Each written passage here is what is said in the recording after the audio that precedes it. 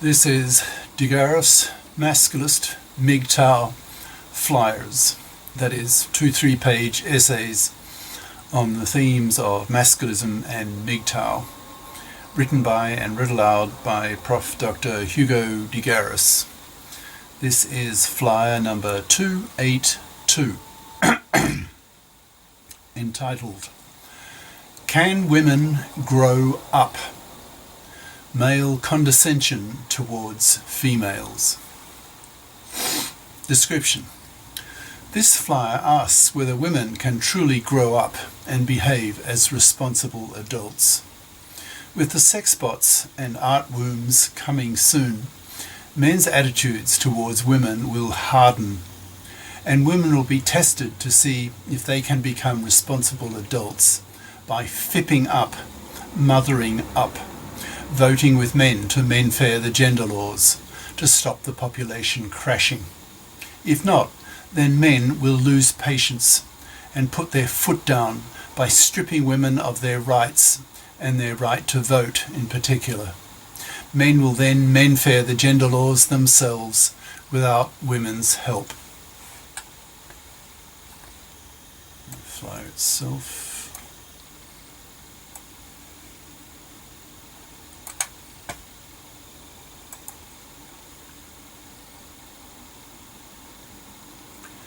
Can women grow up? ? Male Condescension Towards Females, by Prof. Dr. Hugo de Garis. Email profhugodegaris@yahoo.com. Website profhugodegaris.wordpress.com. This flyer is concerned with the question whether women can be induced as a sex to grow up, to behave like responsible men, and if not, then what should men do about it? Should men take away women's rights if men eventually become convinced that women are incapable of behaving like responsible adult males? For example, taking away women's right to vote, which would go a long way towards removing the afflictions perpetrated upon men by women in today's gynocentric society. Quite frequently, I find myself having rather condescending attitudes towards women. In many respects, I just don't take women seriously. I see them as children, and that I, as an adult male, with a good mathematical male brain, cannot take women as equals at all. I say this because I spend hours every day absorbed in the study and reflection of pure math and math physics texts at PhD level, and from time to time I notice that there are no women in this activity. All the texts I'm studying are written by male genii, the smartest men on the planet, the 1 in a million males, meaning there are only a few thousand such individuals, virtually all males. If I ever come across one who is female, it's rare. If I do come across one who is female, then I expect her text to be rather mediocre and not cutting edge, but derivative, a rehash of a well-established and understood subject that has already been well explained by men so that a woman can cope with it. Anyone reading the above sentence will agree that it expresses a condescending attitude towards women's math and physics abilities, and I would agree.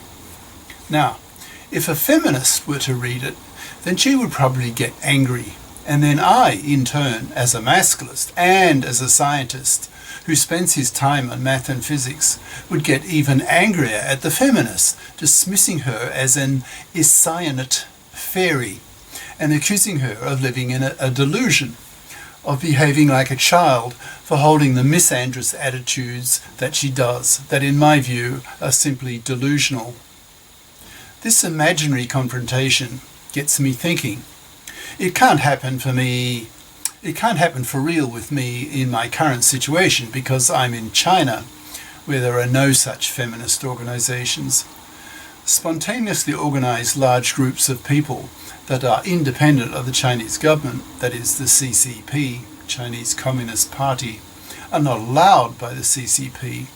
The last such spontaneous organisation to appear was the Falun Gong, a quasi-spiritual deep breathing movement with millions of followers that was banned by the CCP. Its members then joined hands encircling the political centre of the CCP and scared the communist leadership shitless. A bit over a century previously, something similar occurred in China that led to the FIPping rebellion, when the Qing dynasty was almost toppled by a leader who thought he was the little brother of Jesus Christ. Kid you not. That rebellion was going on at the same time as the US Civil War. If the Americans were traumatized by their Civil War, then the Chinese were hugely more so, because their casualty figure was a massive 20 million compared to America's piddly 600,000. So the CCP, in its usual thuggery, suppressed the Falun Gong movement, imprisoning its leaders, torturing them, killing them to prevent another FIPping. So there is no feminism in China. So I can't have a real conversation with a feminist to justify my condescension towards women. I will have to wait a year from the time of writing to arrive in Melbourne, Australia, where I will live the next block of my life, and then in brackets, and perhaps later spending some years probably in Cambridge, England, which is something I can do because I'm a dual citizen. So, I've been thinking about my condescending attitude towards women and generalizing that feeling to men in general, that is, men's condescension towards women, and about feminists' reactions towards male condescension. I've been having thoughts lately along the following lines. I wonder how much longer men will tolerate our current gynocracy before men lose patience and put their foot down, and perhaps take away women's rights, particularly stripping women of their right to vote, with the justification that women's societal track record since they have obtained the vote is so appalling and so destructive to men and to society that all that women are doing is proving to themselves and to men that women are not responsible adults, that women behave like children and hence need to be treated as children by men. Men do not give children rights. Children do not have the right to vote simply because they are children. They do not have the maturity of mind to be able to make adult-level decisions that are considered, informed, reflected upon, weighed, and reasoned. A case can be made that women are somewhat in the same boat. This is not a new debate. Men were arguing along the same lines a century or more ago when the suffragettes were pushing for the female suffrage. The main difference now is that we have had a century of experience with women having the vote, and they have abused that right severely. So should men strip women of the suffrage, the right to vote? Why do I say this? Because women, or rather feminists, have become genociders. They are now indirectly wiping out whole populations due to their takeover of the divorce courts, and are financially massacring one father in 4, ripping his kids away from him with a 90% probability, forcing him to give his house to his fluffy ex-wife, half of his possessions, forcing him to pay child support to kids he will barely see, and often paying his ex-wife alimony, and often for life, with no obligation on her to FIP up, become a FIP, a financially independent person, by bothering to get a career-competent education and pulling her own financial weight. This massive injustice is committed by women in the divorce courts. Remember, a quarter of married mothers will do this, and many of them will even hold divorce parties to celebrate their financial crucifixion of another human being, their ex-husband, ruining his life, and have no feelings of regret, no remorse for having done this. This kind of amoral behaviour is not worthy of an adult human being. It would be despised by men if it were done by another man. It would be considered by men to be immoral, reprehensible, and definitely not responsible to society as a whole. No culture can survive that financially massacres and ruins the lives of a quarter of its fathers. Eventually, men will lose tolerance and patience, in parentheses, and remember, men have a lot of tolerance towards women because men want to fuck women. So men have to be nice to women so that women will permit men to penis them. A man who is not nice to women, who expresses objective male condescension towards women's many inadequacies, will not get his penis wet in a woman. So men have to pretend that they like and respect women, whereas in reality, men usually don't. End parentheses.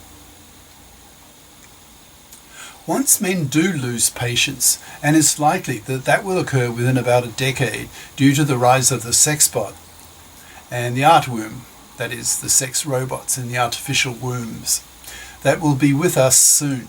The sexbots are starting to appear on the market now, which are lifelike, life-size, with luscious curvy bodies, movie star faces, creamy grippy vaginas that women cannot compete with. A third of women in Western countries are fat. Another third are obese. So 2/3 of women are sexually repulsive to men for that reason. That is, too much blubber to be cock-raising. Japanese scientists have already grown a goat in an artworm, so human babies can't be far off. When men can grow their own kids and prefer to sex their bots, men will no longer have to pretend to women that men respect women and like them for the simple reason that men will no longer need women, who until now have had a monopoly over vagina and womb. Men have had to tolerate women's 10% smaller brains, their irrationality, their emotionality, their hysterics, for the simple reason that men wanted to fuck women. Men evolved to do that, that is, have strong libidos that cause men who do not get their penises in women to feel miserable and depressed. So, in about a decade, once the sexbots and artworms are here with us, there will be a shift in men's attitudes towards women. Men will take a harder line towards women's inferiorities and be far less motivated towards being nice to women. The Masculists, like myself, will be telling society that women have become genociders, wiping out whole populations because of their takeover of the divorce courts, causing young men to reject marriage and paternity in large proportions. That is, 2/3 of young men under 35 in many countries now do this, thus crushing the birth rate, and in time will wipe out whole populations. Directly, men are doing this, but they are simply reacting to women's takeover of the divorce courts, making them toxic for males, and hence young men reject marriage and paternity, spending their money on themselves. Men have gone MGTOW, MGTOW, men going their own way. Feminism is seen by men as being more of a religion for the modern woman than a science. So much of what feminism claims just does not stand up to scientific scrutiny. Of course, there is some truth to feminism. What feminists say when feminists say that men have blocked women's rise into the workforce and to positions of leadership through male prejudice and male conservative attitudes. I don't deny that, but too many feminists are not being scientific and hence critical of feminist doctrines, that is, that the primary cause of women's problems in the modern age are due to men. This attitude of blame men for everything of the feminists is simply childish, because children will blame anyone but themselves for their problems. Children are not capable of looking at themselves coldly and objectively and seeing their own limitations. Feminists are like this too. So are Jews on the whole. All three groups blame anyone else but themselves. Jews are notorious for playing the victim role and rarely consider the question, quotes, what is it about the behavior of Jews and their attitudes towards the Goy that generates such anti-Semitism wherever they go? Could it be that Jewish anti-Goyism, that their main religious document, the Talmud, is full of, that is, expressions of vitriolic hatred of the Goy, that religious Jews are pumped full of in their synagogues? The reason why Jews are history's most hated people? End quote. If your very religion teaches you as a religious Jew to hate the Goy, then of course the Goy, that is 99.8% of the world's population, will hate you back. Your anti-Goyism will generate an anti-Semitism. Jews have been thrown out of cities, regions, dukedoms, countries over 100 times, according to Jewish scholars, over the past 1,000 years in Europe. The common factor in all these expulsions of Jews is the Jews. They only have themselves to blame, but Jews don't blame themselves, they blame the Goy. They play the victim card every time, pissing off the Goy each time.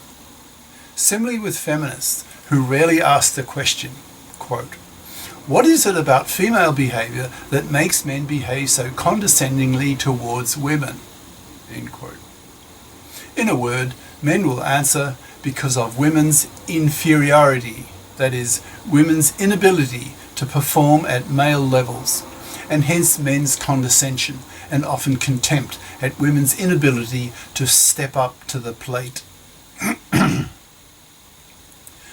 There's plenty of evidence, scientific evidence, to show women's inferiority relative to men. Women evolved to be baby factories and child raisers, not to manipulate, and hence the need to understand the world. Women stayed at home to mind small children, which is what women are happiest at doing, and are miserable if they are unable to do this.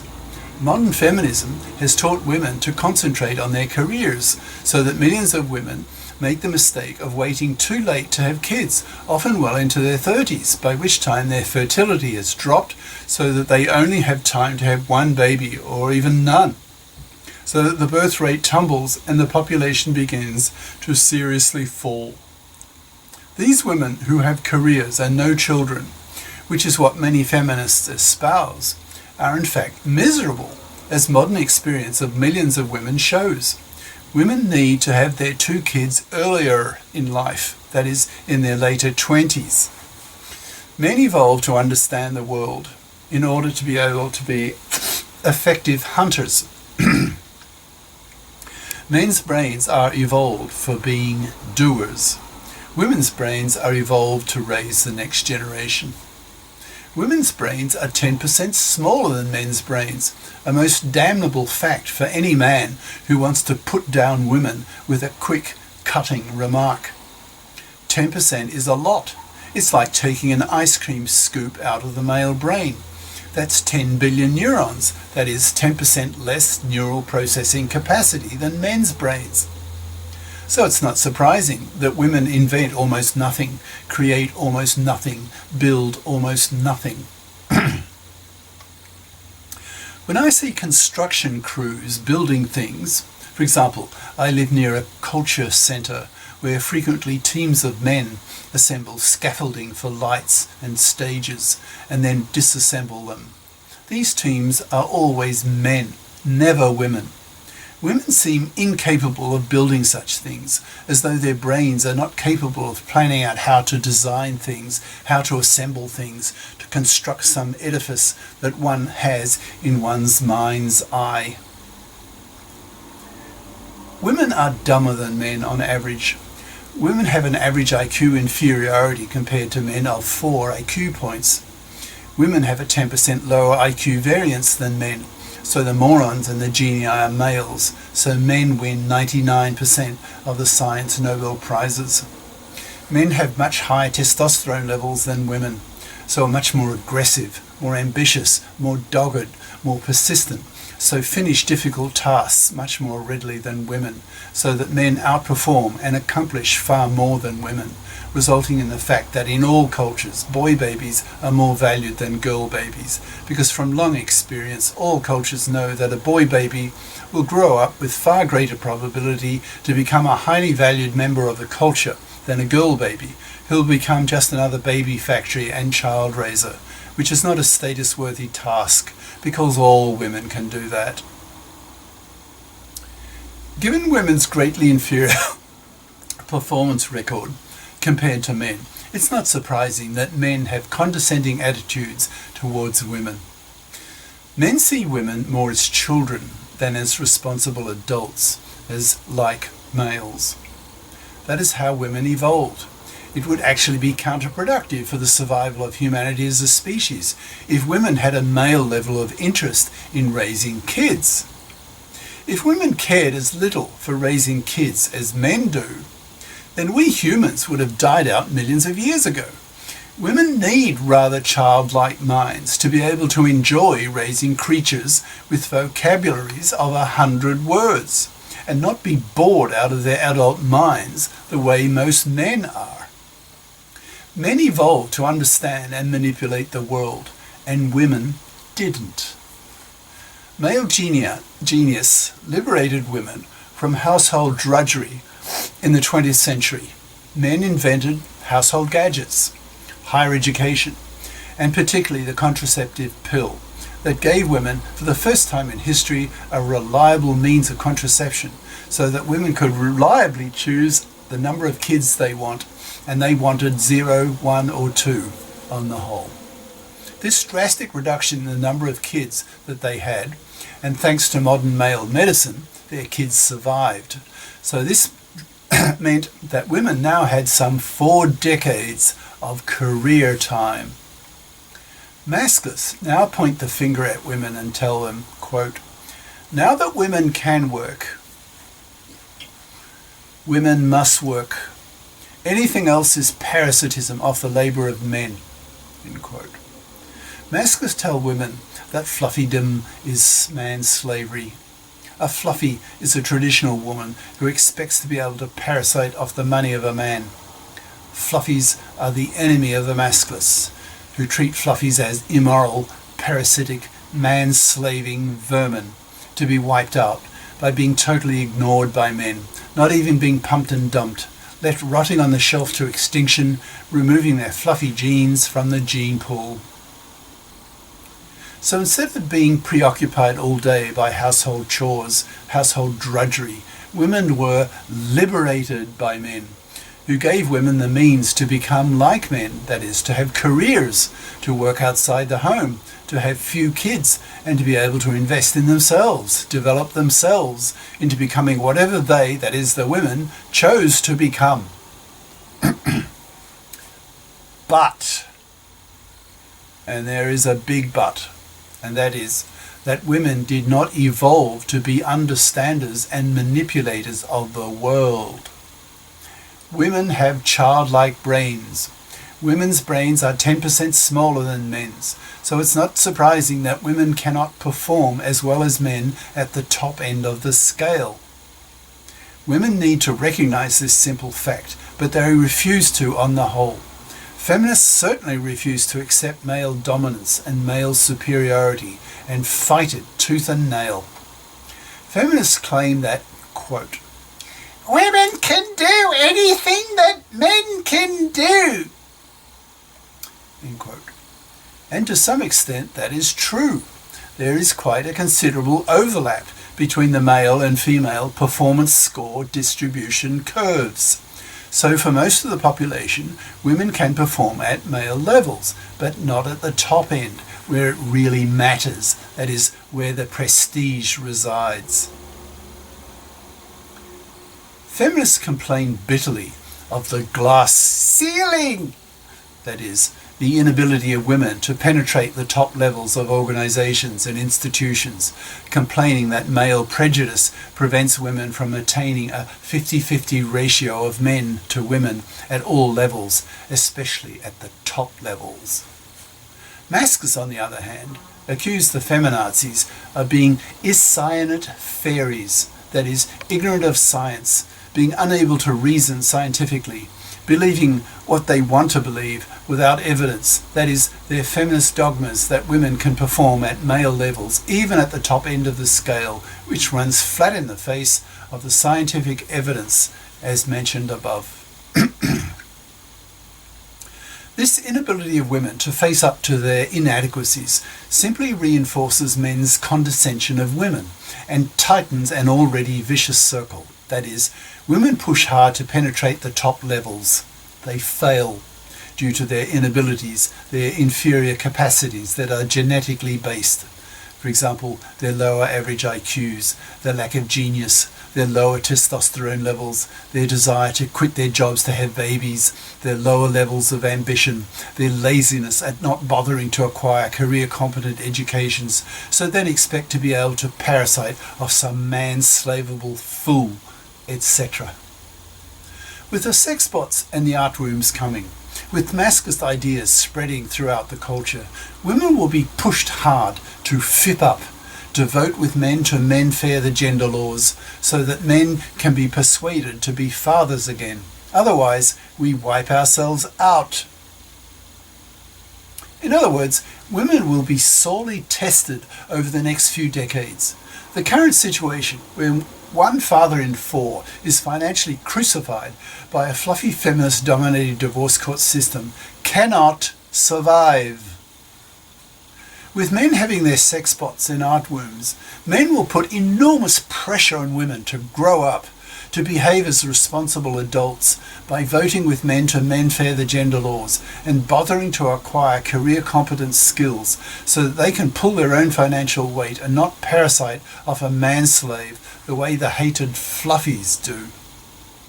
In the next few decades, women will need to show men that they are capable of behaving as responsible adults. That is, showing that they have grown up and no longer behave as fluffies, the way their grandmothers did in the 50s and 60s, the way my own mother did.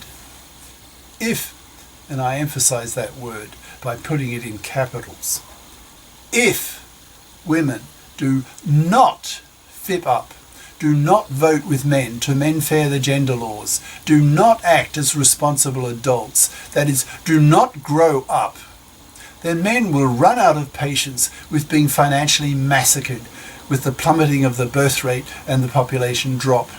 Men will then put their foot down, start seeing women as truly hopeless, as being incapable of behaving as responsible adults, and hence will be seen as children.